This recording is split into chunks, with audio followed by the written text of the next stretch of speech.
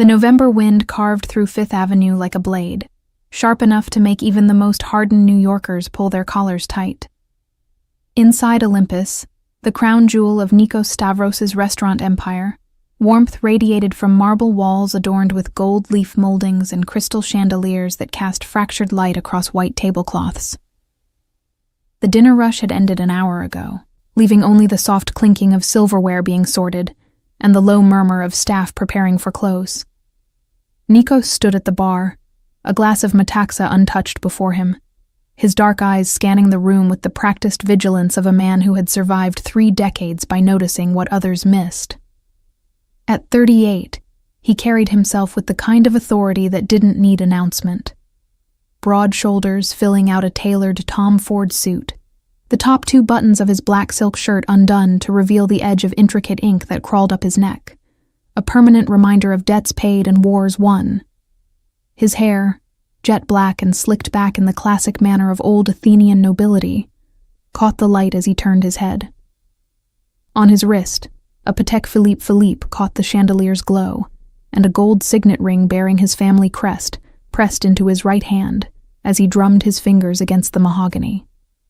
He had been born in Athens, in the shadow of the Acropolis, where his grandfather had run numbers and his father had expanded into something larger, something that eventually required fleeing across the Atlantic when Nikos was 12. Brooklyn became home. Its streets, its codes, its unspoken hierarchies. By 25, he had carved out territory. By 30, he controlled it. Now, at 38, Nikos Stavros was more than a name whispered in fear. He was an institution, a myth made flesh, the Greek king of an American underworld. But myths, he had learned, were lonely. His attention drifted to the back corner where the new girl worked. Eleni Costa, 26 years old, hired 3 weeks ago on the recommendation of one of the line cooks whose cousin knew her family. She was beautiful in the way autumn leaves are beautiful, fragile, transient, tinged with something already broken. Blonde hair pulled into a tight bun, hazel eyes that never quite met anyone's gaze, a slender frame that moved through the dining room like a ghost trying not to disturb the air. Nikos had noticed her immediately, not because of her looks. Beautiful women were common in his world, but because of her fear. It clung to her like perfume, acrid and unmistakable. The way she flinched when doors slammed. The way she kept her sleeves pulled down even in the kitchen's heat. The way she smiled with her mouth, but never her eyes. Tonight, she was clearing the last table near the window, her movements mechanical, efficient. She reached for a wine glass, and as her fingers closed around the stem, a passing busboy bumped the table. The glass slipped, tumbling in slow motion, before shattering against the marble floor in an explosion of crystal shards. Eleni recoiled as if struck, stumbling backward, her hands flying up to protect her face. A small, choked sound escaped her throat. Not quite a scream, but something worse. Something practiced. The restaurant fell silent. Nikos was moving before he consciously decided to, his expensive shoes crunching over broken glass as he crossed the room.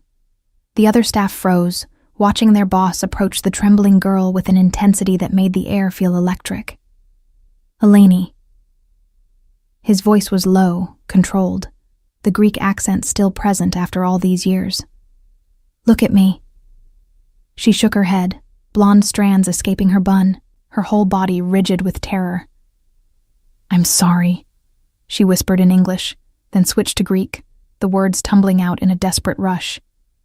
Signomi, the thexena simvi. I'm sorry, it won't happen again. I'm not angry about the glass, Nikos said, his tone gentler now, though no less commanding. He crouched slightly, bringing himself to her eye level, close enough to see the way her pupils were blown wide with panic. Who are you afraid of?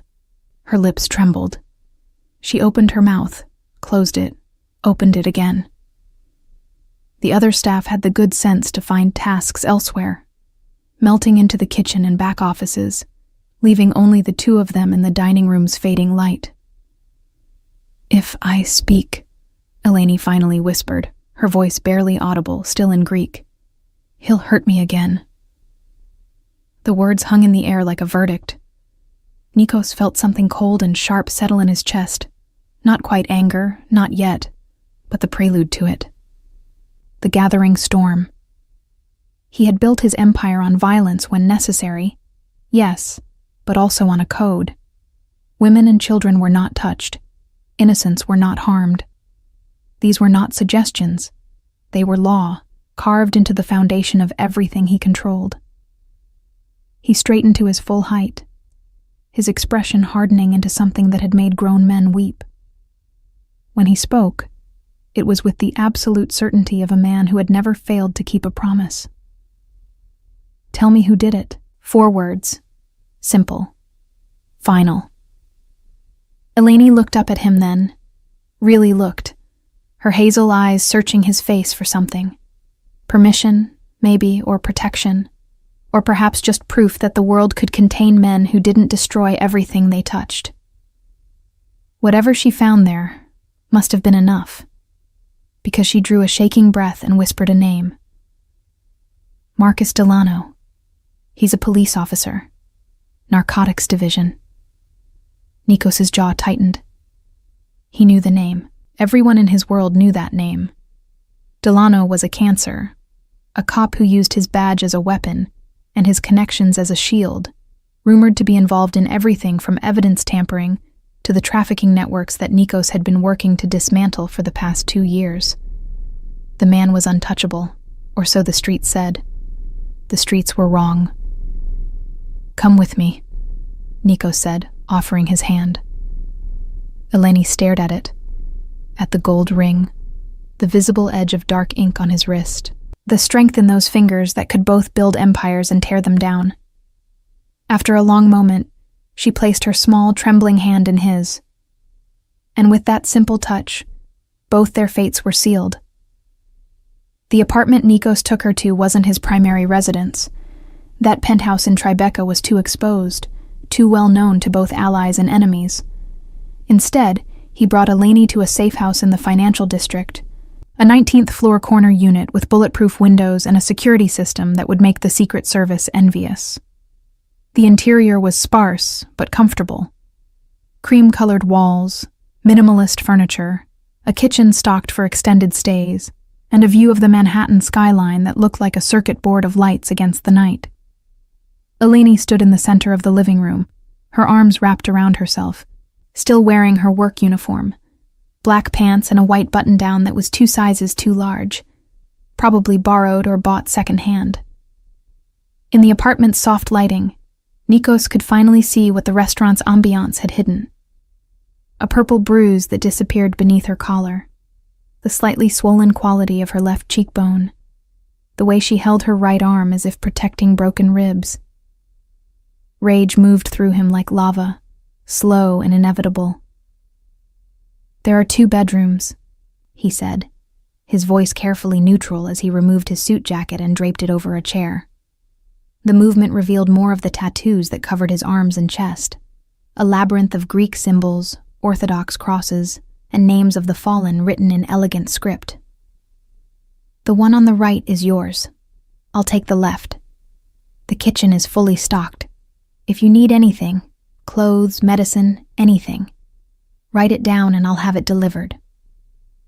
Eleni nodded, but didn't move, her eyes tracking him with the wariness of a wild animal confronted by something unknown. "Why are you helping me?" The question came out hoarse, as if her throat was still recovering from screaming. Nikos paused in the act of rolling up his sleeves, meeting her gaze directly. "Because you asked. Because you were brave enough to say his name."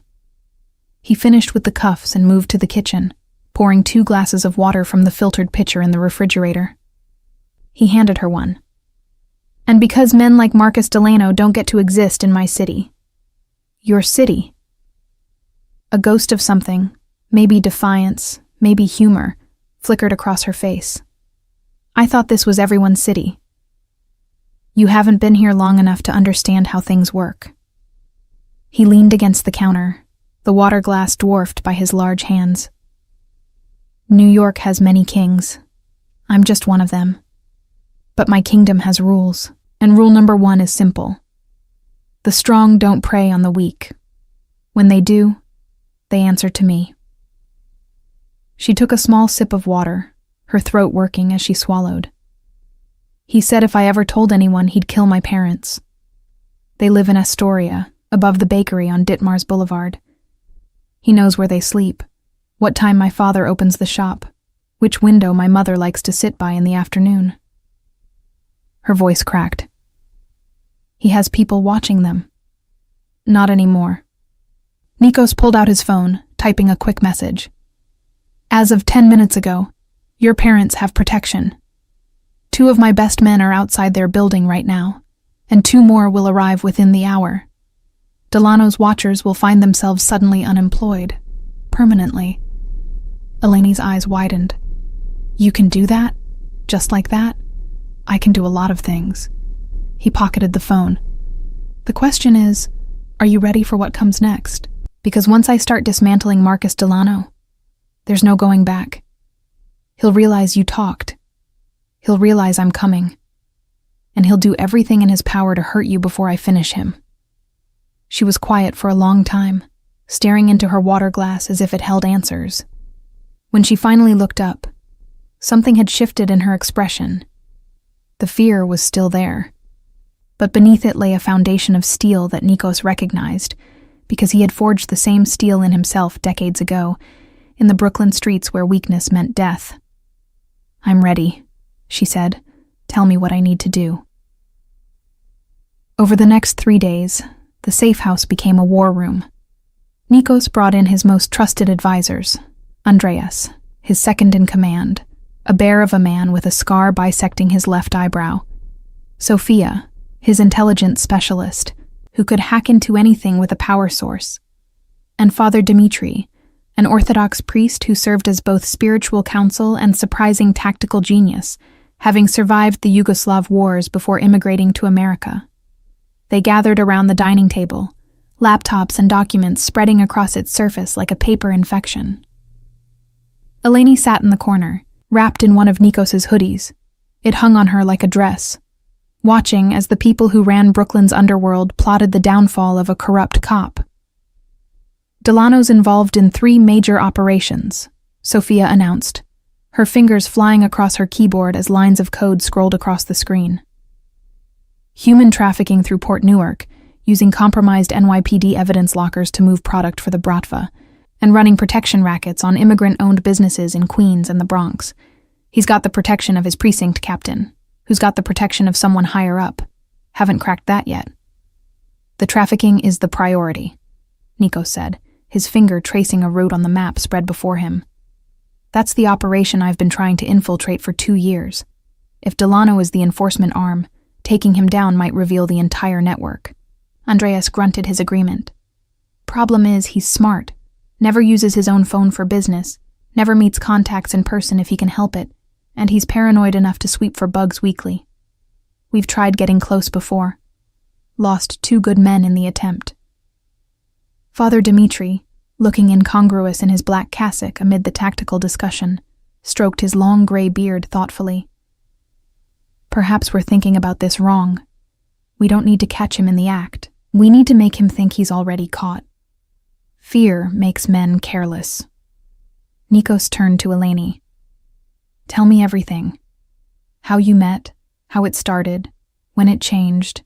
Every detail matters. So she told them. The story poured out of her like poison from a wound. How she'd met Marcus 8 months ago at a community event in Astoria. How charming he'd seemed at first. How quickly the charm had turned to control. The first time he'd hit her, he'd apologized with tears in his eyes, swearing it would never happen again. By the 3rd time, he'd stopped apologizing. By the 10th, he'd started bringing friends to watch. He has videos, she said quietly, her hands clenched in her lap. Of me. Of what he made me do. He said if I ever left, He'd send them to everyone I knew, put them on the internet, make sure I could never show my face again. The room fell silent except for the soft clicking of Sophia's keyboard as she made notes. Nikos's expression remained carefully blank, but his hands had curled into fists on the table, the knuckles white beneath the tattoos. Where does he keep the videos? On his phone, I think. Maybe his laptop. He was always filming, always saying it was insurance. Then we get the devices and we destroy them, Andreas said simply. Along with any cloud backups. I know people. We do more than that, Nikos said, his voice dropping to something cold and final. We make sure Marcus Delano understands what it means to be afraid. That night, after the others had left, Nikos found Eleni standing at the floor-to-ceiling window, looking out at the city. She'd showered and changed into clothes Sophia had brought, simple jeans and a soft sweater that actually fit her slender frame. Her blonde hair hung loose around her shoulders, still damp, and for the first time since he'd met her, she looked her age, young, vulnerable, alive. Can't sleep? He asked, approaching slowly, careful not to startle her. She shook her head. Every time I close my eyes, I see him. I hear his voice. I feel. She trailed off, wrapping her arms around herself. Nikos stood beside her, maintaining a respectful distance, both of them reflected in the glass against the glittering backdrop of Manhattan. It gets better, he said quietly. Not quickly, and not easily, but it does. The nightmares fade. The fear becomes manageable. You learn to breathe again. You sound like you know from experience. I do. He was silent for a moment, then added, My mother. My father. Different circumstances. Same result. People who thought they were untouchable, taking what they wanted, leaving destruction behind. He touched the window with one finger, tracing invisible patterns. I was 12 when I learned that the world doesn't care about justice unless someone makes it care. So I became the someone. Eleni turned to look at him, really study him for the first time. In the window's reflection, their eyes met, his dark and ancient with violence witnessed, hers hazel and new with violence survived. Are you a good man, Nikos Stavros? He smiled, but there was no humor in it. No, but I'm very good at what I do, and what I do is make bad men afraid. Then make him afraid, she whispered. Make him feel what I felt every day for 8 months. I will, Nikos promised, and when I'm done, Marcus Delano will wish he'd never learned your name. Outside, the city blazed eternal, indifferent to the small war being planned in its heights, to the vengeance taking shape in the space between a broken girl and a broken king, who'd both learned that sometimes salvation wears a monster's face. The investigation into Marcus Delano's empire began like all good campaigns, with patience, precision, and the understanding that rushing would only alert the prey. For Nikos, who had built his reputation on strategic thinking as much as ruthless action, this was familiar territory. But what wasn't familiar was the way he found himself watching over Eleni in the quiet moments, the way his chest tightened when she woke screaming from nightmares at 3 a.m, the way he'd started making her tea without being asked, remembering after the second night that she preferred honey to sugar. He was getting involved, not just strategically, but personally. And that, more than any enemy, was dangerous territory. Sophia cracked the first major breakthrough on day 5. She'd been monitoring Delano's digital footprint, not his official devices, which were clean, but the ghost trails that even paranoid men left behind. He uses a burner phone for his trafficking contacts, she announced, her laptop screen reflecting in her dark eyes as she worked. Thinks he's clever, routing everything through VPNs and encrypted apps, but nobody's as clever as they think. Can you trace it? Nikos asked, leaning over her shoulder. Can I trace it? She sounded almost offended. I already have. He's got a meeting scheduled for tomorrow night, 11 p.m., at a warehouse in Red Hook. According to the texts I've recovered, he's supposed to be inspecting a new shipment of girls coming in from Eastern Europe. The words landed like stones in still water. Nikos felt his jaw tighten, that familiar cold rage settling over him like armor. How many? The messages mention 15, ages 13 to 22. Andreas, standing by the window, made a sound deep in his chest like a growl. Even Father Dmitri, who'd seen the worst of humanity during the Balkan conflicts, crossed himself and muttered a prayer in Serbian. Eleni, who'd been sitting quietly on the couch pretending to read a book, spoke up. You're going to stop it. It wasn't a question. Yes, Nikos said simply. But we need to be smart about this. If we just raid the warehouse, we save those girls but lose the chance to dismantle the entire network. We need to follow the chain all the way up.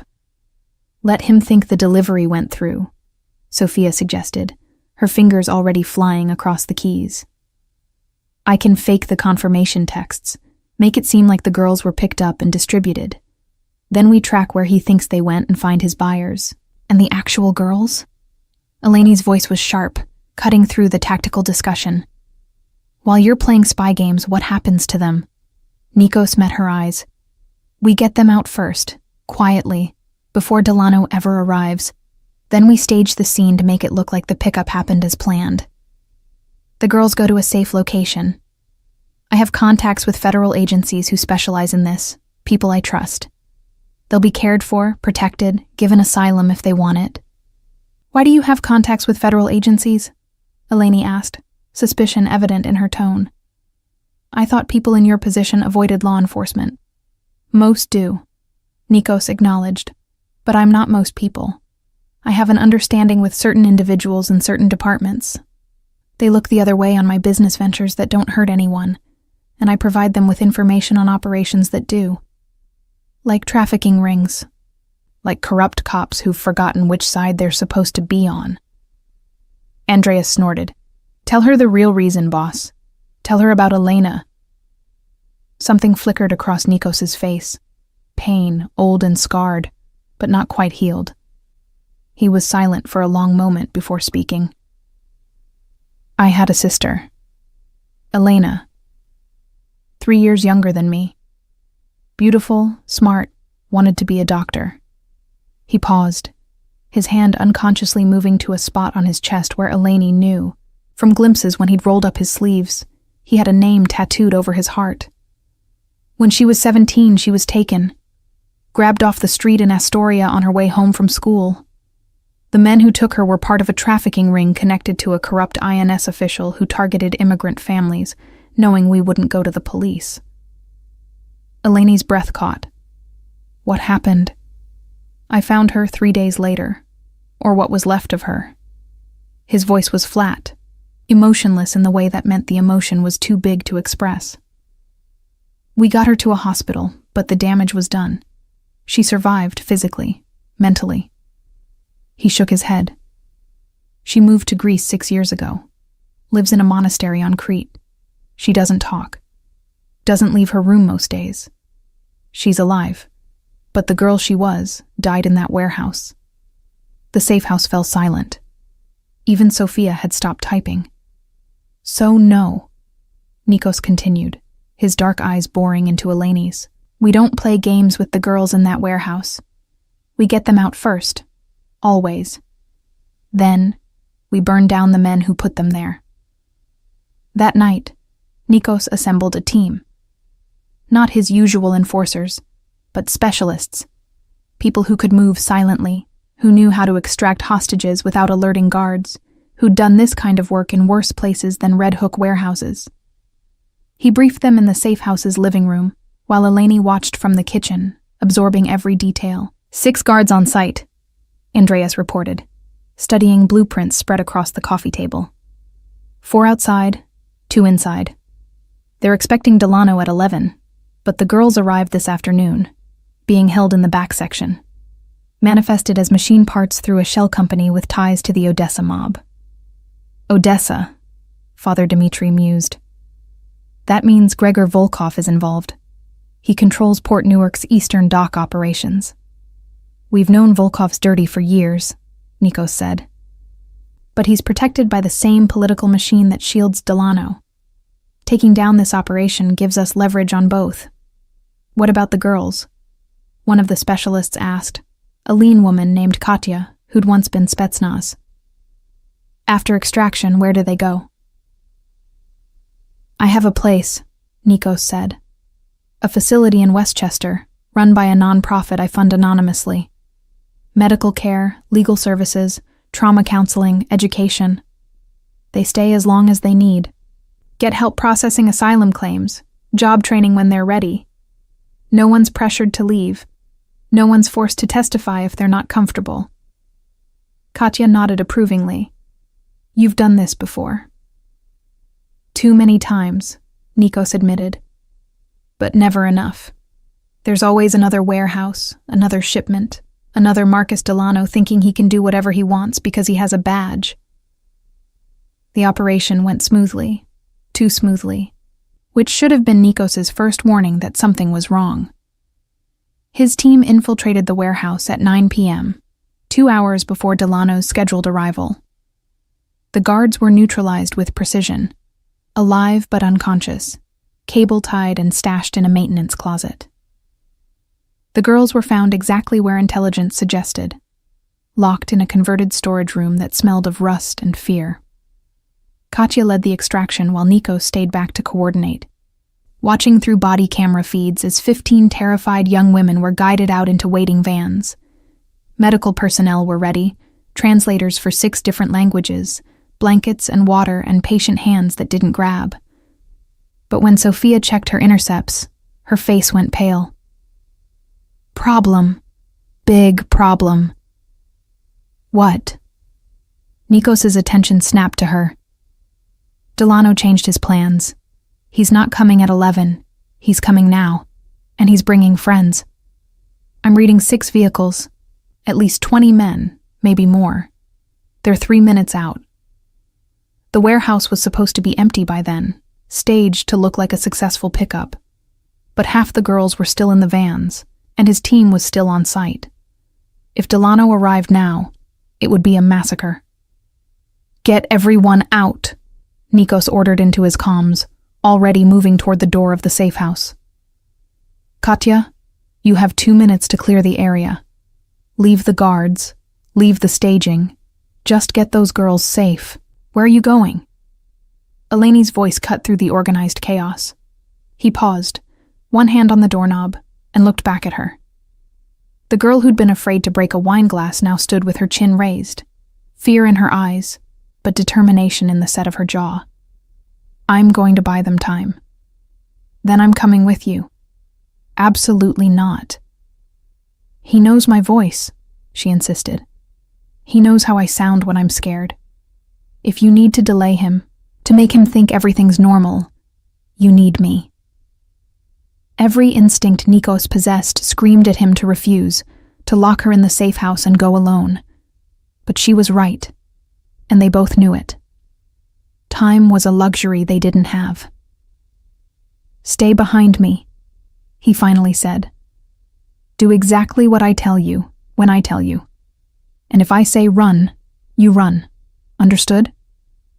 She nodded, already grabbing a jacket. As they raced through Manhattan toward Red Hook, Nikos made a call he'd hoped to avoid. The phone rang twice before a familiar voice answered. This is a surprise, Stavros. You only call when you need something illegal. Hello, Detective Chen, Nikos said calmly, though his Mercedes was doing 90 down the FDR drive. How would you like to be the one who busts the trafficking ring your department's been investigating for 3 years? There was a long pause.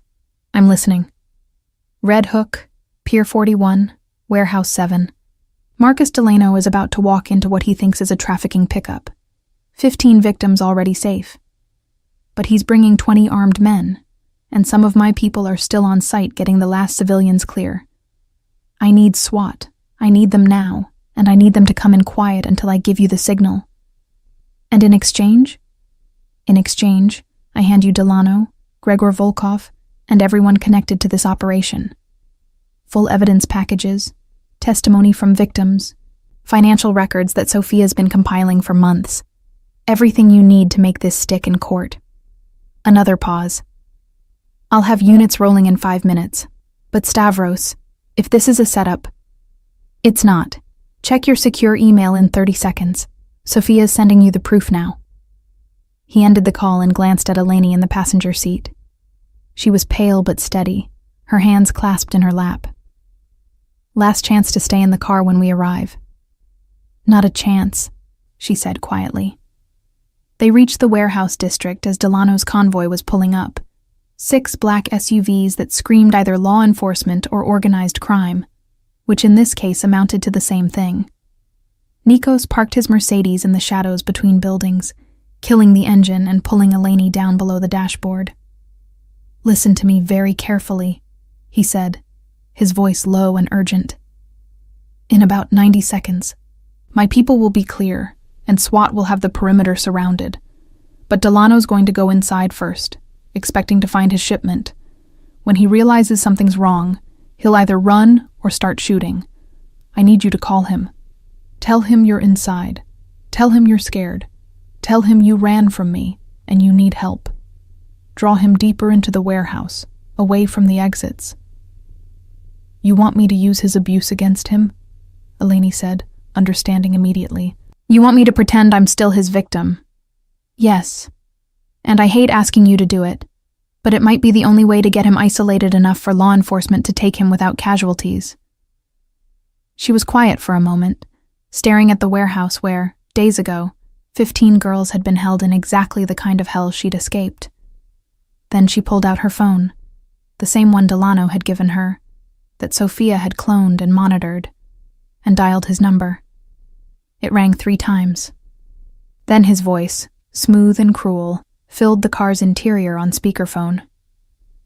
"Eleni, I was wondering when you'd come crawling back."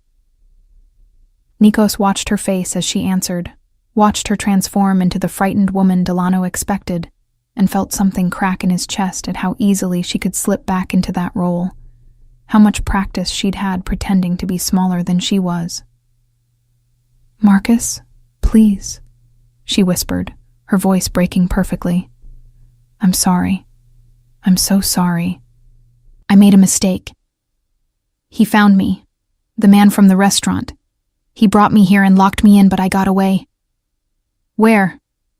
Delano's voice was sharp now, suspicious. "The warehouse. The one you told me about, where you work sometimes. I saw the address in your phone. I didn't know where else to go." A pause. "Please don't be angry. I'll do anything. Just don't hurt my parents." Through the windshield, Nikos watched Delano exit his SUV, gesturing for his men to fan out, but the corrupt cop himself was moving toward the warehouse entrance, drawn by the sound of his victim's fear like a shark to blood in the water. "Stay where you are," Delano ordered into the phone. "I'm coming to get you. And Eleni, when I find you, we're going to have a long conversation about loyalty." The call ended. Eleni's hands were shaking, but her eyes were hard. "How long?" 2 minutes. Then Chen's team moves in. Nikos checked his watch, monitoring the SWAT positions through updates from Sofia. "You did perfectly. He's going in alone. Thinks his men will secure the perimeter." "What if he finds me before the police arrive?" "He won't," Nikos said with absolute certainty. "Because I'll be there first." The warehouse interior was a cathedral of shadows and steel, vast enough to swallow sound, cold enough that breath turned to frost. Nikos moved through it like a predator in its natural habitat, his expensive shoes silent on concrete, every sense attuned to the space around him. Behind him, maintaining exactly 12 feet of distance as instructed, Eleni followed with a grace born of 8 months of learning how to be invisible, how to not provoke, how to survive. They could hear Delano now, his footsteps echoing in the emptiness, his voice calling out with false sweetness that made Eleni's skin crawl. "Come out, baby. I'm not angry. I know you were scared. We'll go home. We'll talk it through. Everything will be fine. The words were so practiced, so familiar. How many times had she heard variations of that lie? How many times had she believed it in those early days, before she learned that his version of fine meant bruises hidden under long sleeves? Nikos raised a hand, signaling for her to stop. They'd reached the back section of the warehouse, where industrial shelving units created a maze of corridors and hiding spots. Perfect for an ambush. Perfect for forcing Delano into a position where SWAT could take him without risking crossfire. Now, Nikos whispered, nodding to her. Eleni took a breath and called out, making her voice small and frightened. Marcus, I'm here. I'm sorry. Please don't hurt me. The footsteps stopped, then came faster, eager. Where, baby? Keep talking so I can find you. By the blue containers, she said, using the description Nikos had given her. I'm scared. There was so much blood earlier. What happened here? Just business. Delano's voice was closer now, maybe 20 yards away. Nothing for you to worry about. Come on out and we'll leave, just you and me. But Nikos had positioned them perfectly. As Delano rounded the corner between shelving units, he found himself in a dead end. A wide corridor with no exits except the way he came. And there, standing in the shadows, was the Greek mafioso he'd been hearing rumors about for years. Nikos Stavros in the flesh, all 6 feet 2 inches of tailored menace, his dark eyes reflecting what little light penetrated this far into the warehouse. And beside him, no longer cowering but standing tall, was Eleni. Delano's face went through several expressions in rapid succession. Surprise, confusion, understanding, and finally rage. His hand moved toward the weapon holstered at his hip, but Nikos was faster, producing a Glock 19 from inside his jacket with the ease of long practice. I wouldn't, Nikos said calmly. Your friends outside are currently being arrested by every SWAT team in Brooklyn. Detective Chen says hello, by the way. She's very grateful for the evidence we provided. You can't touch me, Delano snarled, but there was fear in his eyes now, the same fear he'd cultivated in others for so long. I'm a police officer. You'll go to prison just for pointing that gun at me. Will I? Nikos sounded almost amused. Tell me, Officer Delano, do your superiors know about the trafficking ring you've been running through Port Newark? Do they know about the protection money you've been collecting from every immigrant business in Queens? Do they know about the women you've hurt? You have no proof. Actually, Sophia's voice crackled over the comm system Nikos wore, audible enough for Delano to hear. We have all of it. Every text message, every financial transaction, every video you thought you'd encrypted, including the ones of Eleni. They're already in federal custody, by the way. Your insurance policy just became evidence. Delano's face went white. His eyes locked on Eleni, and in them she saw the realization that his victim had become his downfall. You bitch, he breathed. You actually think you've won? Do you know what I'll do to you? What I'll do to your family? You'll do nothing, Nikos interrupted, his voice dropping to something cold and final. Because in approximately 30 seconds, SWAT is coming through that door to take you into custody. And after that, you'll spend the rest of your life in a federal prison where your badge means nothing and everyone knows you're a trafficker. Do you know what inmates do to cops? Do you know what they do to cops who hurt women and children? The color drained further from Delano's face. Outside, they could hear shouting, the organized chaos of a tactical team moving into position. But before anyone could move, Delano made his choice. His hand finally cleared his holster, bringing his service weapon up in a movement born of training and desperation. Nikos was already moving, pushing Eleni behind a steel pillar as the first shot rang out, the sound deafening in the enclosed space. But Nikos didn't return fire. Instead, he simply waited as SWAT came crashing through the doors, as red laser sights painted Delano from a dozen different angles, as the corrupt cop found himself surrounded with his weapon drawn on a civilian. Drop it! The command came from multiple throats at once. For a moment, Delano seemed to consider suicide by cop. His hand tightened on his weapon, his jaw clenched. But then survival instinct won over pride. The gun clattered to the concrete. As SWAT moved in to cuff him, Delano looked past them to where Eleni stood protected by Nikos's body, and he smiled. A cold, cruel expression that promised this wasn't over. "You think you're safe now? You think taking me down ends this? There are others. There will always be others. And one day, when you're not expecting it..." "That's enough." Detective Chen appeared, taking personal custody of the prisoner. She looked at Nikos and nodded once. Acknowledgement, not friendship, but something like mutual respect between people who operated on opposite sides of the law, but occasionally wanted the same things. "We'll need statements from both of you. But not tonight. Tonight, get her somewhere safe." As they led Delano away, still spitting threats and curses, Eleni felt her legs give out. All the adrenaline that had kept her upright through the confrontation drained away at once, leaving her trembling violently.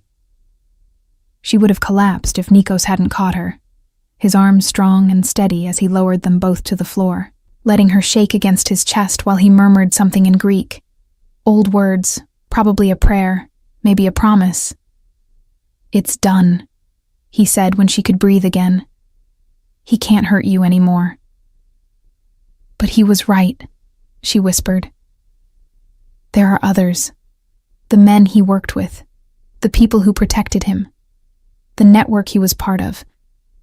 They'll know I'm the one who helped bring him down." "Let them know," Nikos said fiercely, tilting her face up to meet his eyes. "Let them all know. Because what they'll learn is that anyone who touches you answers to me. And I don't forgive, Eleni. I don't forget. And I never lose." In the weeks that followed, Nikos's promise proved true. The evidence Sophia had compiled didn't just bring down Marcus Delano. It toppled an entire hierarchy of corruption. 3 more police officers were arrested. 2 city officials resigned ahead of criminal charges. Gregor Volkov's port operations were shut down by federal authorities, and the Odessa mob's trafficking routes through New York were effectively destroyed.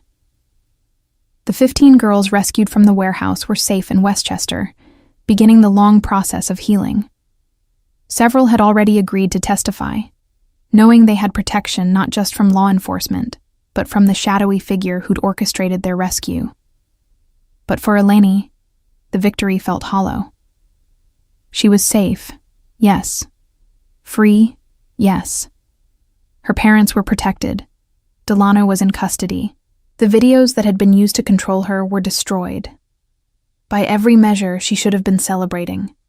Instead, she found herself standing at the window of the safe house at 3 a.m, unable to sleep, jumping at every sound. The trauma didn't disappear just because the threat was gone. The nightmares didn't stop just because the monster was locked away. "I thought it would feel different," she said, when Nikos emerged from his room, drawn by the sound of her movement. He'd started sleeping in his clothes, she noticed, or not sleeping at all, keeping watch even when it wasn't necessary. "I thought I'd feel free." He joined her at the window, close enough that their shoulders almost touched, far enough to maintain respect. "Freedom comes in pieces," he said quietly. "You don't win it all at once. First, you're free from the immediate danger. Then free from the fear of him showing up.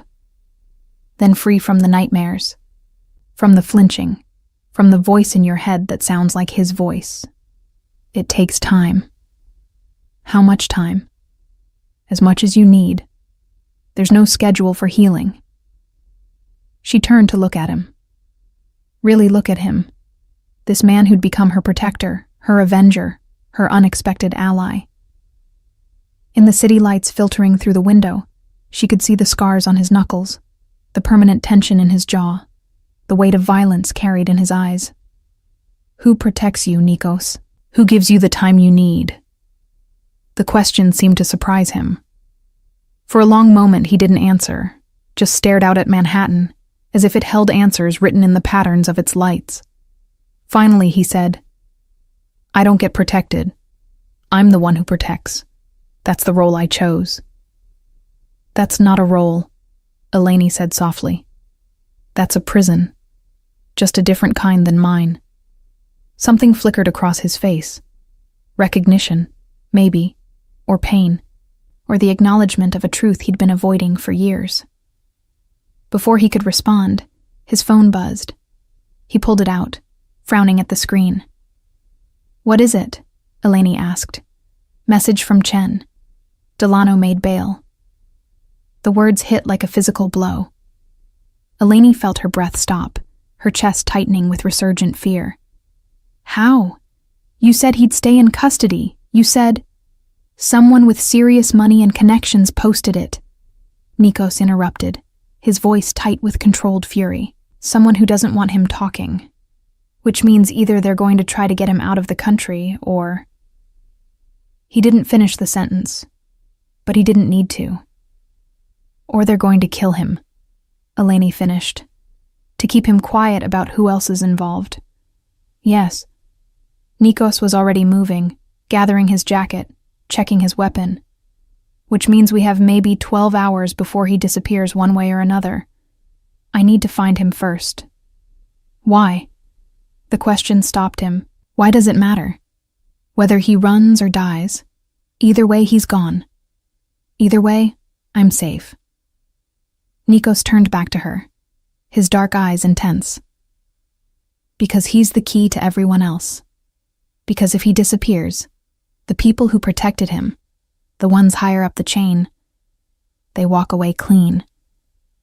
And then they do it again with someone else, and another girl ends up standing where you're standing, wondering if she'll ever feel safe."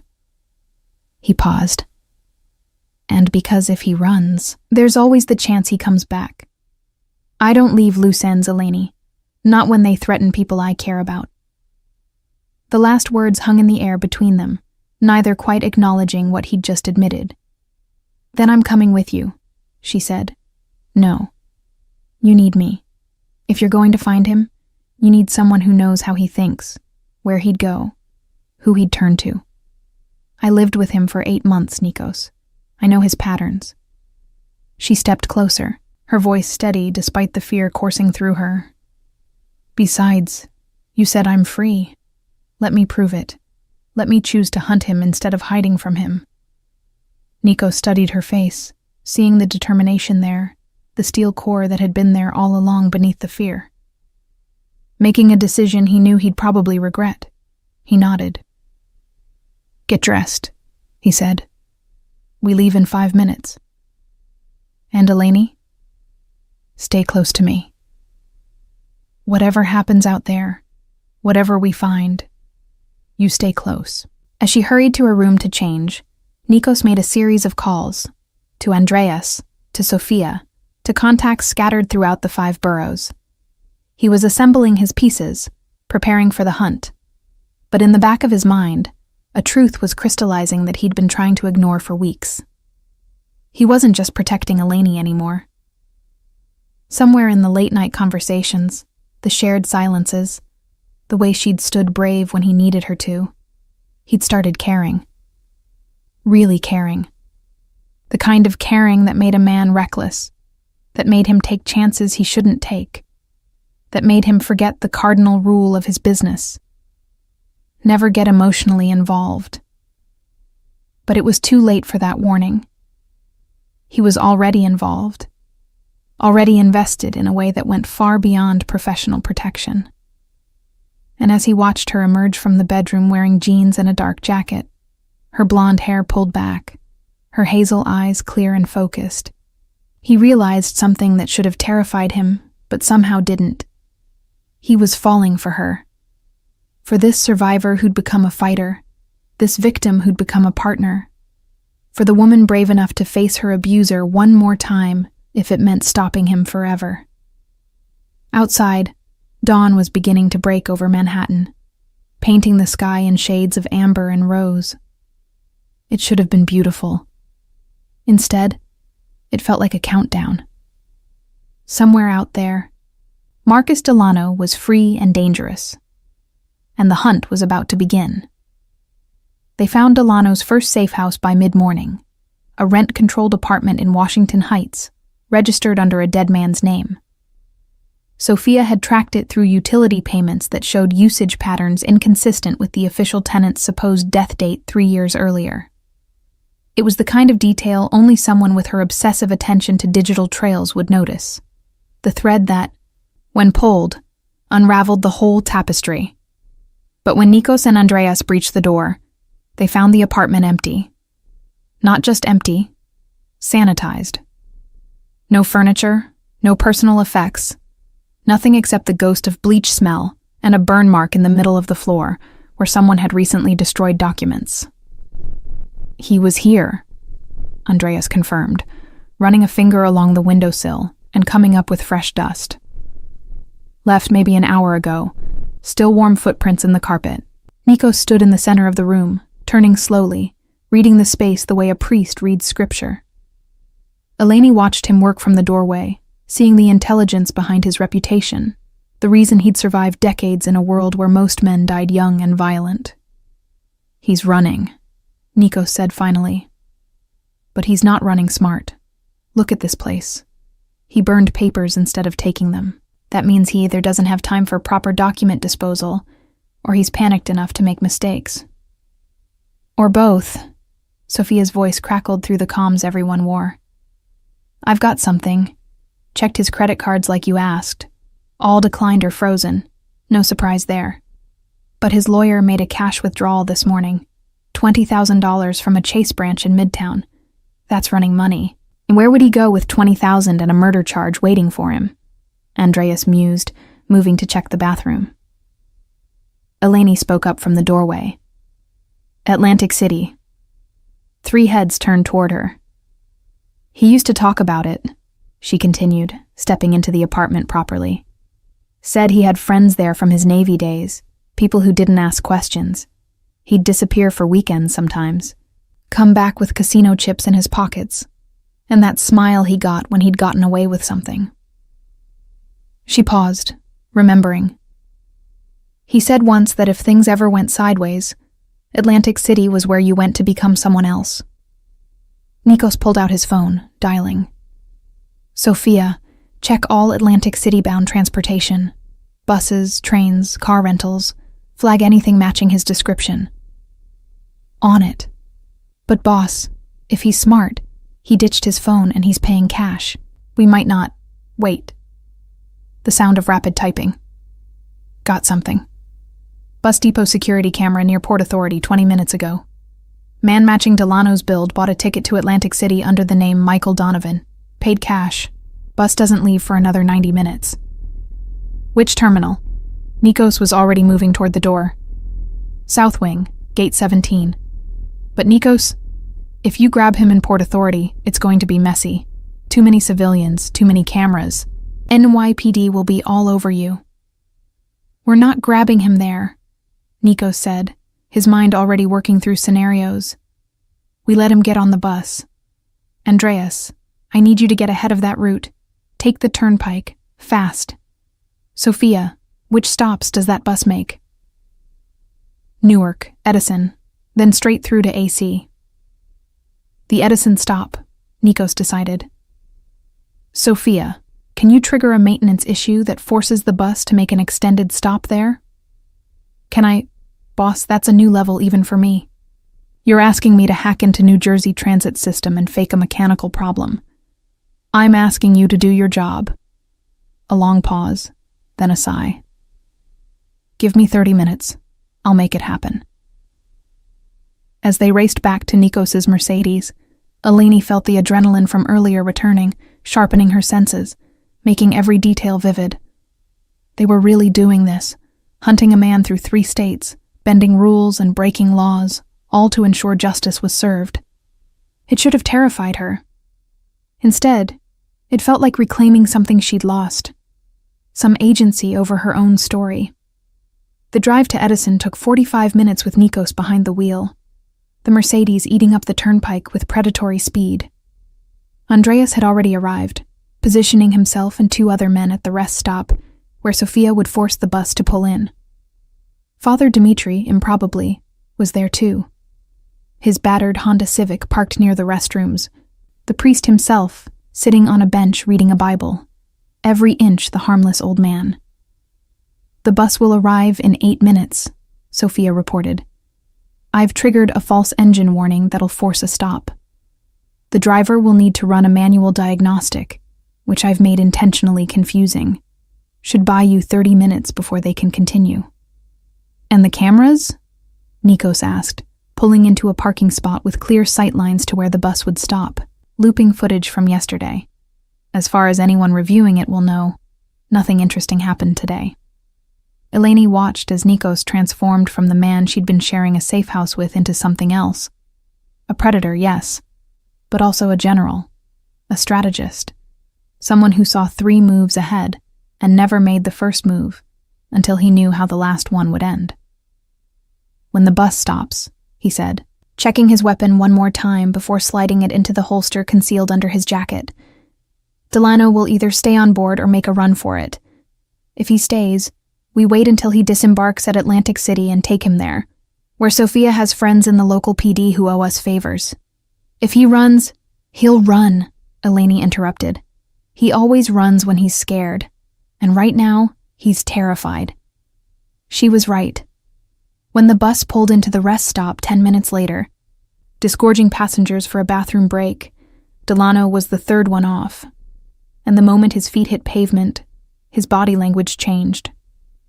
He looked around quickly, spotted the freeway beyond the rest stop, and started walking fast toward the fence line. "Moving," Andreas reported over comms, his team flowing from their positions to intercept. But Nikos held up a hand, stopping them. "Let him go a little further, away from the civilians." He glanced at Eleni. "Stay in the car. Lock the doors. If anything goes wrong, nothing's going to go wrong," she said with more confidence than she felt. "Go get him." Nikos and Andreas moved like shadows, closing the distance between themselves and Delano with practiced ease. The former cop was fit, but he was also looking over his shoulder every 3 seconds, which slowed him down. By the time he reached the fence at the edge of the rest stop property, Nikos was 10 feet behind him. "Hello, Marcus." Delano spun, his hand going to his waistband where he'd once carried his service weapon, finding nothing. His face went through the same progression of emotions as in the warehouse: shock, fear, calculation. Then he ran. But he was running toward the fence, away from escape, into a corner. Andreas cut off the angle to the left. One of the other men appeared on the right, and Father Dimitri, moving with surprising speed for a man his age, blocked the path back to the rest stop. "Nowhere to go," Nikos said calmly, approaching at a walk. "It's over." "Over?" Delano laughed, the sound jagged and desperate. "You have no idea what you've done. Do you know who I work for? Who I'm protected by? They'll kill you, Stavros. They'll kill everyone you care about. That girl in your car, what's her name, Eleni? They'll make her wish she'd never been born." Nikos's expression didn't change, but something cold and final settled over him. "You're going to stop talking now. Or what? You'll kill me? Here? In broad daylight?" Delano's confidence was returning now that he'd noticed the lack of weapons drawn. "You can't touch me. I'm still a cop. You hurt me, and you'll have every law enforcement agency in the tri-state area hunting you. Your empire will burn." "My empire has survived worse than you," Nikos replied. "And I'm not going to kill you, Marcus. That would be too easy, too clean." He pulled out his phone, showing the screen to Delano. On it was a video compilation. Clips from the surveillance Sofia had been running, showing Delano collecting bribes, meeting with known traffickers, entering the warehouse where the girls had been held. And other videos, older ones, showing what he'd done to Eleni, to others before her. "This goes to the FBI in exactly 1 hour," Nikos said, "along with financial records, witness testimony, and a complete breakdown of your protection network. Everyone you worked with, Everyone who shielded you. They all go down. Unless what? Delano's voice was hoarse. Unless you get on the phone right now and call your lawyer. Tell him you're ready to cooperate with federal prosecutors. Full disclosure, no immunity deals, no negotiations. You give them everything. Names, dates, operations, the whole structure. You testify against everyone above you in the chain. Nikos paused. And you publicly apologize to every woman you hurt, starting with Eleni. You're insane. No. I'm giving you a choice. Take it, and you'll spend 20 years in prison, maybe 30 if you're unlucky. But you'll be alive. You'll be safe. And maybe, eventually, you'll become a better man than you are right now. Nikos stepped closer, his voice dropping. Or refuse, and I release this evidence in a way that makes you look like a rat anyway. Your bosses will think you're cooperating whether you are or not. And then you won't last 3 days. Not in prison. Not on the street. Not anywhere. Your protection disappears the moment they think you might talk. It was a beautiful trap, Eleni thought from the car, watching through the window. Either way, Delano was finished. But this way, there was at least the possibility of justice rather than just vengeance. Delano's shoulders slumped. The fight went out of him all at once, leaving only a broken man who'd finally run out of road. You win, he said quietly. I'll call the lawyer. As Andreas secured Delano's hands with zip ties, for everyone's safety, and Father Dimitri began making calls to arrange the transfer to federal custody, Nikos returned to the car. He slid into the driver's seat and sat there for a moment, not starting the engine, just breathing. It's really over, Eleni said, and she could hear the wonder in her own voice. He's going to prison. The people he worked with are going to prison, and I get to live.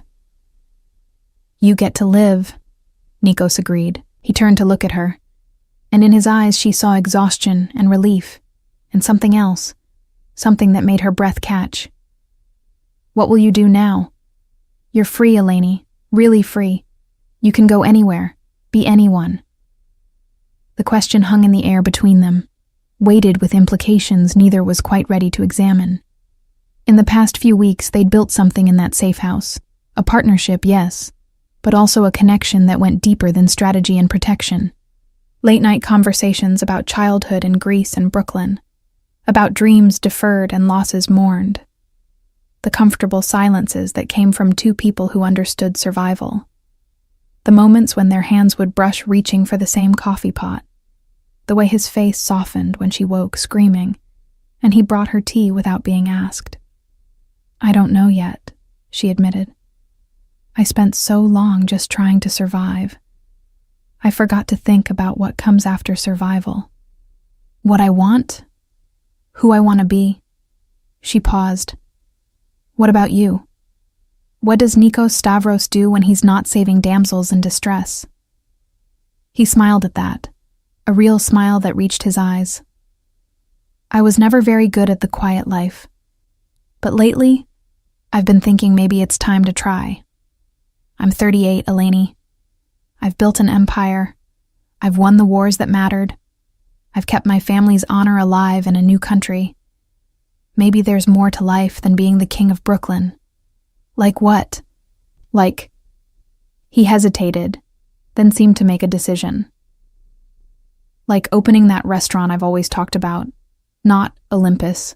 That's for the tourists and the business meetings. Something smaller, more personal. Real Greek food, the kind my Gyagya made. A place where people come not because they're afraid of me, but because they want to be there. That sounds perfect, Eleni said softly. What would you call it? I don't know yet. I'll figure it out when I find the right partner to run it with me. His eyes met hers. Someone who understands what it means to start over. Someone brave enough to build something new. The implication was clear, hanging in the air like a question he wasn't quite ready to ask, and she wasn't quite ready to answer. Not yet. Not when the dust hadn't even settled from the battle they'd just won. But someday, maybe, when the nightmares faded and the fear receded, and they could both look at each other without seeing victim and savior, but just two people who'd survived their own hells and found each other on the other side.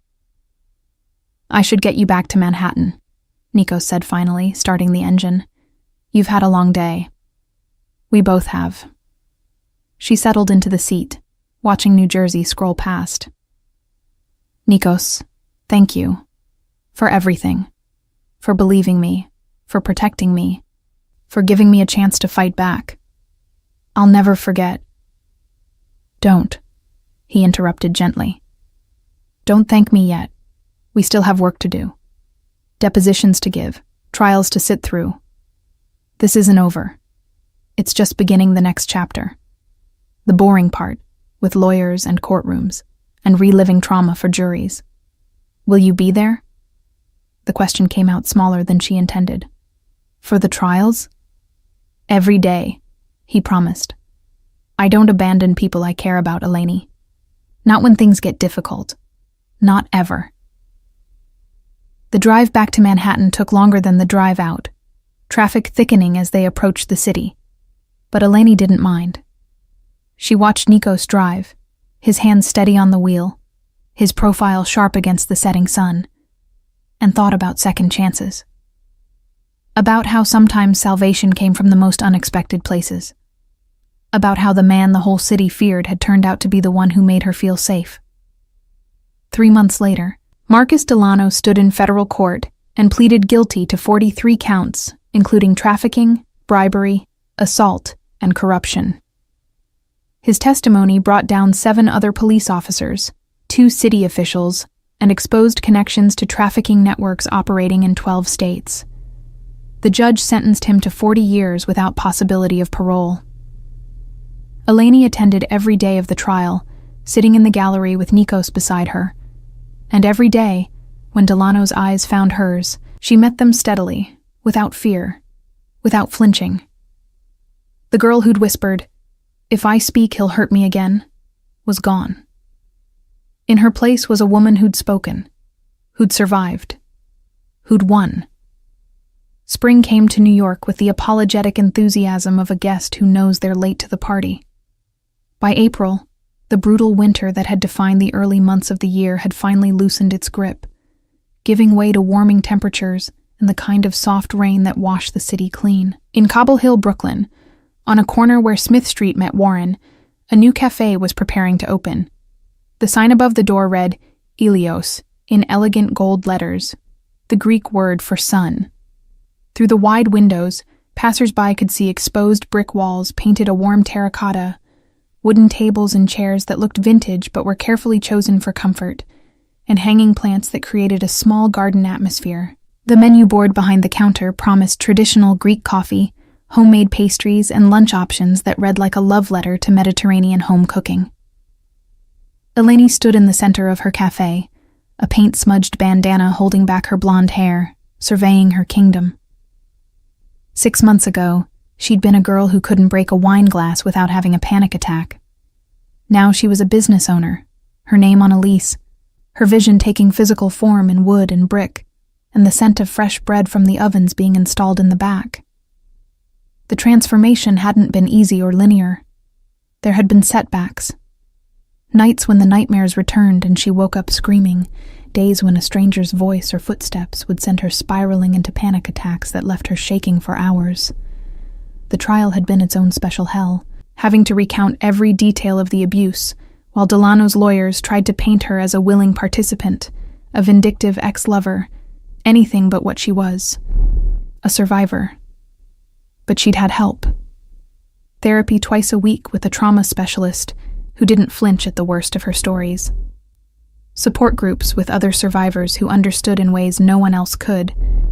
And Nikos, who'd kept his promise to be there through all of it, sitting in courtrooms and hospital waiting rooms, and her tiny new apartment at 3 a.m. when the panic attacks hit, never judging, never pushing, just present in the way that said, "I'm not going anywhere." Their relationship had evolved slowly, carefully. both of them aware of the power imbalance that had defined their initial meeting, both determined not to let gratitude or trauma bonding masquerade as something real. For months, they'd existed in a careful limbo. Friends, certainly partners in the legal battle that had consumed the winter, but nothing more. Nothing physical. Barely even touching except when the nightmares made comfort necessary. But gradually, as Eleni healed and found her footing, as the fear receded and her natural personality emerged from beneath the layers of trauma, something had shifted. Inside jokes developed. Comfortable silences lengthened. Their coffee meetings became daily rituals neither would miss. And one evening in March, when Nikos had been helping her paint the cafe's walls, and she'd accidentally gotten primer in his hair, they'd both reached to clean it off at the same moment, and their hands had collided, and their eyes had met. And they'd kissed. Soft and tentative, and tasting of paint fumes and possibility. And when they'd pulled apart, Eleni had been smiling, really smiling, and Nikos had looked like a man who'd just been given a gift he hadn't thought he deserved. "We should take this slow," she'd said. "As slow as you need," he'd agreed. And they had. No rushing, no pressure.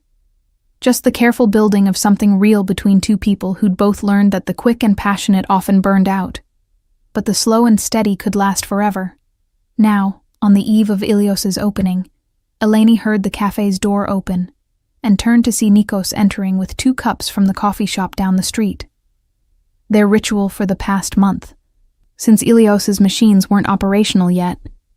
He'd dressed down today, jeans and a black sweater instead of his usual suits, though he still wore the Patek Philippe and the gold ring that marked him as who he was.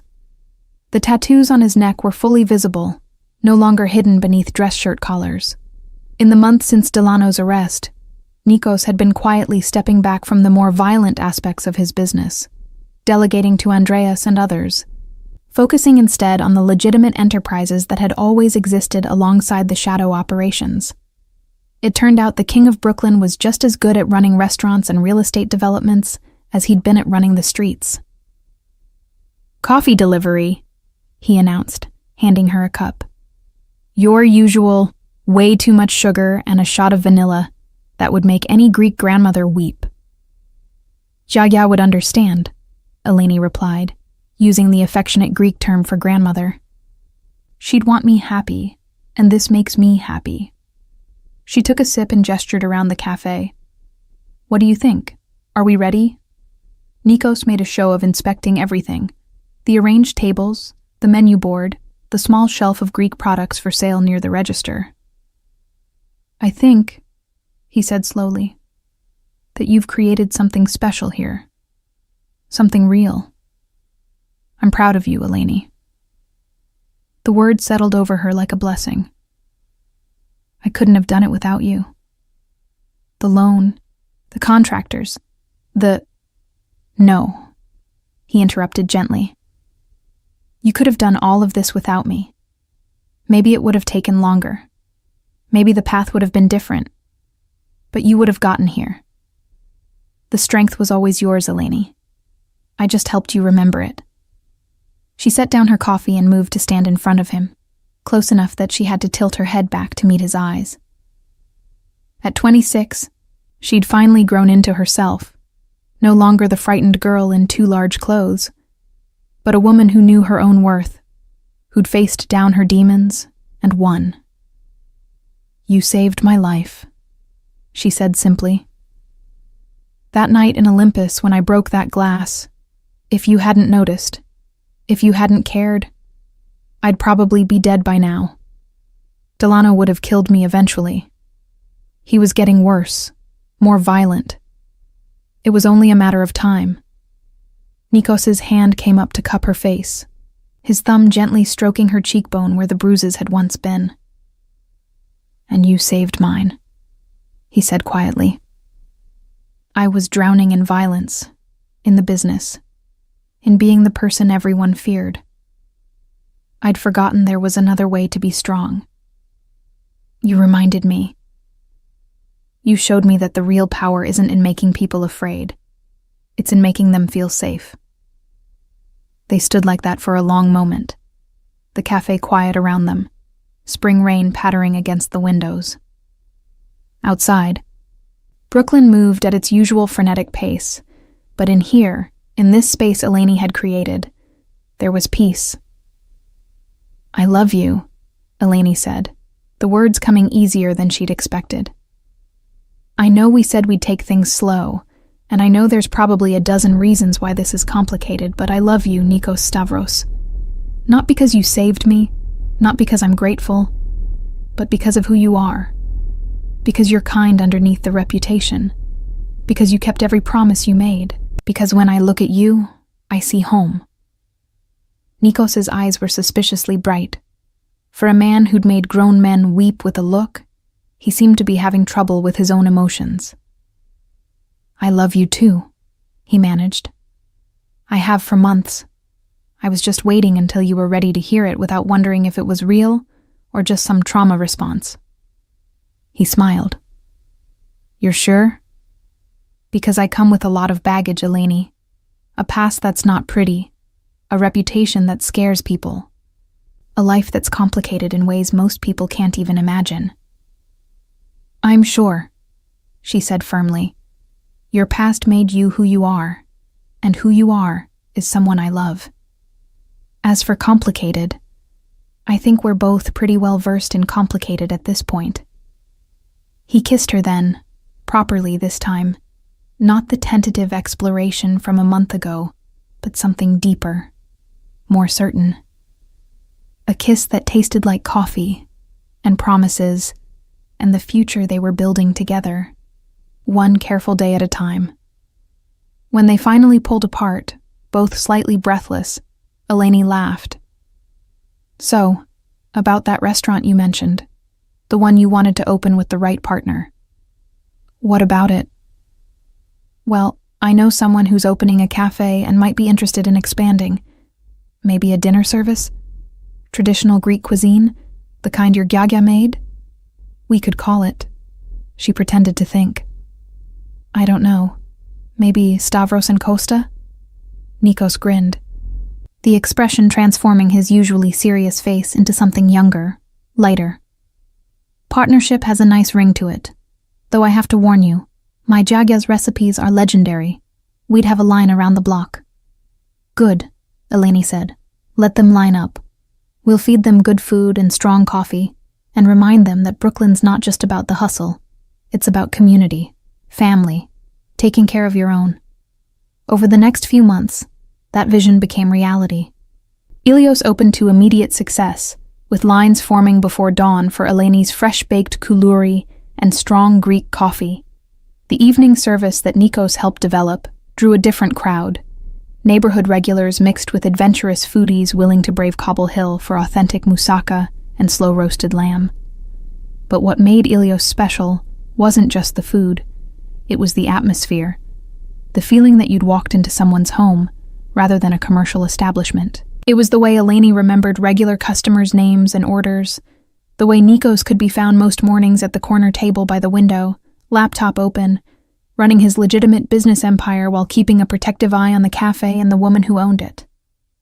It became known as a safe place, for Greek immigrants seeking a taste of home, for young women who needed a quiet space away from the world's harshness, for anyone who needed proof that second chances existed and happy endings weren't just for fairy tales. One morning in late summer, Eleni looked up from the espresso machine to see a familiar face. Detective Chen stood at the counter, no longer in her usual professional attire, but casual clothes, off duty. "Detective?" Eleni greeted her with a smile. "The usual?" "Just Chen is fine when I'm not working," the detective replied. "And yes, please, your coffee is the only thing that gets me through morning shifts." As Eleni prepared the drink, Chen said quietly, "I wanted you to know. Delano's appeal was denied yesterday. His sentence stands. 40 years, no parole. He'll die in prison." Eleni's hands didn't shake as she finished the coffee. A year ago, even the mention of his name would have sent her into panic. Now, it was just information. just the final chapter of a story she'd already moved past. "Thank you for telling me," she said, sliding the cup across the counter. "On the house, by the way. I can't accept—" "You can and you will," Eleni insisted. "You helped save 15 girls that night. You helped put away not just Delano, but an entire corruption network. The least I can do is give you free coffee for life." Chen smiled, accepting the drink. "How are you doing? Really?" "I'm good," Eleni said, and realized she meant it. "Some days are harder than others, but mostly, I'm good. I have the cafe. I have people who care about me. I have a future I'm excited about. That's more than I ever thought I'd have." "And Stavros?" Chen asked, glancing to where Nikos sat in his usual spot, currently in what looked like a heated phone conversation in Greek. "That's working out?" "It is," Eleni confirmed. "I know from the outside it probably looks strange, the mafioso and the girl he saved, but it's not like that. We're partners, equals. He doesn't see me as someone who needs protecting anymore, and I don't see him as my savior. We're just two people who found each other at the right time." Chen nodded thoughtfully. "For what it's worth, I've seen a change in him too. Word on the street is that Stavros has gone soft, that he's not the man he used to be. They mean it as criticism, but I think it's the highest compliment you could pay someone. That they grew, that they changed, that they became more than what violence made them." After Chen left, Eleni brought a fresh coffee to Nikos's table and slid into the chair across from him. "Chen says Delano's appeal was denied." "I know," Nikos said. "Andreas told me this morning. How do you feel?" "Relieved, closed, like I can really move forward now without looking over my shoulder." She reached across the table, lacing her fingers through his. The gesture was comfortable now, natural, no longer tentative. "I was thinking. Dangerous hobby," he teased, "about expanding. Not just dinner service here, but maybe another location. Something in Queens, near where I grew up. A place for the community, like Ilios, but maybe with a focus on job training. Hiring people who need second chances." Nikos's eyes lit up. "I love it. And I know the perfect location. A building on Ditmars Boulevard that just became available. It's actually next to your parents' bakery." "Really?" Eleni's face broke into a huge smile. "That would be perfect. We could call it Helios," they said simultaneously, then laughed. "The sun god to Ilios's son," Nikos explained. "Bigger, bolder, but still connected. A family of restaurants." "A family," Eleni repeated, liking the sound of it. "Speaking of which, and don't panic when I say this, but have you ever thought about actual family? The kind with kids and school plays and—" "I have," Nikos interrupted gently. "But only if you want that. I'm 41 now, Eleni. I've lived a life that most people would call full, even if it was violent. If children are in our future, I'd be honored. If not, I'm happy with exactly what we have." "I want it," she admitted. "Not right now. I want to get the second cafe established, and I want us to have more time just being us. But someday, a daughter maybe, or a son, someone we can teach to be strong but gentle. Someone who grows up knowing that family isn't just blood. It's the people who show up when things get hard." "Like I showed up for you," Nikos said softly. "Like we showed up for each other," Eleni corrected. That evening, after the cafe closed and they were walking back to the apartment they now shared, a renovated brownstone in Park Slope that Nikos had bought and Eleni had decorated, they passed a street musician playing Greek music on a bouzouki. Nikos stopped, pulled Eleni into his arms, and began to dance with her right there on the sidewalk, ignoring the amused looks from passers-by.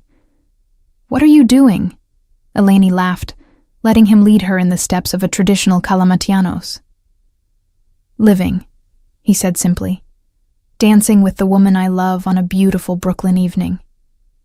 Isn't that what people do when they're happy? Is that what you are? Happy. He stopped dancing, but kept his arms around her, looking down at her face that had become as familiar to him as his own reflection. Happier than I ever thought possible, he admitted. A year ago, I was the king of Brooklyn, feared and respected and absolutely alone. Now you're mine, Eleni finished, rising on her toes to kiss him. And I'm yours. And we're building something bigger than either of us could have built alone. To second chances, Nikos toasted with an invisible glass. To choosing to be brave, Eleni countered. To finding home in unexpected places, they said together. The musician finished his song and started another, and they danced again as the sun set over Brooklyn, casting long shadows and golden light. And if anyone watching wondered at the sight of the Greek mafioso dancing with the cafe owner, both of them smiling like teenagers despite the scars and tattoos and weathered hands that told of harder times, well, that was Brooklyn for you. A place where anyone could start over, where broken things got mended, where the king of the underworld could fall in love with the survivor, and both could find their way to something like peace. 6 months later, Helios opened in Astoria to crowds that stretched around the block. Eleni's parents were there, her father crying openly as he watched his daughter cut the ribbon on her second business. Nikos's people were there too, Andreas and Sophia, and even Father Dmitri, blessing the building in both Greek and English. And in the corner, at a table set for two, was a photograph. Elena, Nikos's sister, who'd sent it from her monastery in Crete. It showed her smiling, a small, tentative smile, but real, standing in a garden she'd planted herself. The note that came with it read simply, "Proud of you, brother. Keep choosing light over darkness. Keep choosing love." Eleni found Nikos looking at the photo during the opening party, his expression soft and sad and hopeful all at once. She slipped her hand into his and said, "Maybe we should visit her. When things quiet down here, show her what you've built, who you've become." "I'd like that," Nikos said. "I'd like her to meet you. To see proof that the darkness doesn't win, not if you fight hard enough." "We fought hard enough," Eleni corrected. "We fought and we won, and now we get to live. Really live, not just survive." That night, as they stood on the balcony of their brownstone, looking out over the Brooklyn skyline, with its million lights blazing eternal, Eleni thought about the journey that had brought them here. From terror to trust, from victim to survivor to victor, from a broken wine glass and a whispered confession to 2 successful businesses and a love that had been built slowly, carefully, on a foundation of mutual respect and genuine care. "Thank you," she said quietly. "For what?" Nikos asked, pulling her closer against the autumn chill. "For hearing me, that night in Olympus, when I whispered, 'If I speak, he'll hurt me again.' You heard me. Not just the words, but what I was asking for. Permission to be brave. Protection while I found my strength.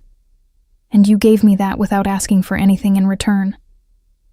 "You're wrong about that," Nikos said. "I asked for something. I asked you to trust me. And you did, even when you had every reason not to. That trust saved me as much as my protection saved you." They stood together in comfortable silence, 2 survivors who'd found each other in the darkness and chosen to build something in the light. The city spread out before them, indifferent to their small story, unaware that in one of its millions of buildings, in one corner of Brooklyn's vast tapestry, 2 people had proven that redemption was real, that love could grow in unlikely soil, that sometimes the monsters became protectors, and the victims became warriors, and everyone found their way home. And in the morning, they'd wake up and go to Ilios, where Nikos would take his usual seat by the window, and Eleni would bring him coffee made just the way he liked it, and they'd plan their next expansion, their next adventure, their next chapter. Because that's what survivors did. They kept moving forward, kept building, kept choosing to live rather than merely exist. The Greek Mafia boss and the girl he'd saved had become simply Nikos and Eleni, partners in business and life. Proof that the strongest empires aren't built on fear, but on the quiet courage of two people deciding to trust each other with their broken pieces and building something whole. And in Brooklyn, where second chances grow like wildflowers through sidewalk cracks, that was the most natural thing in the world.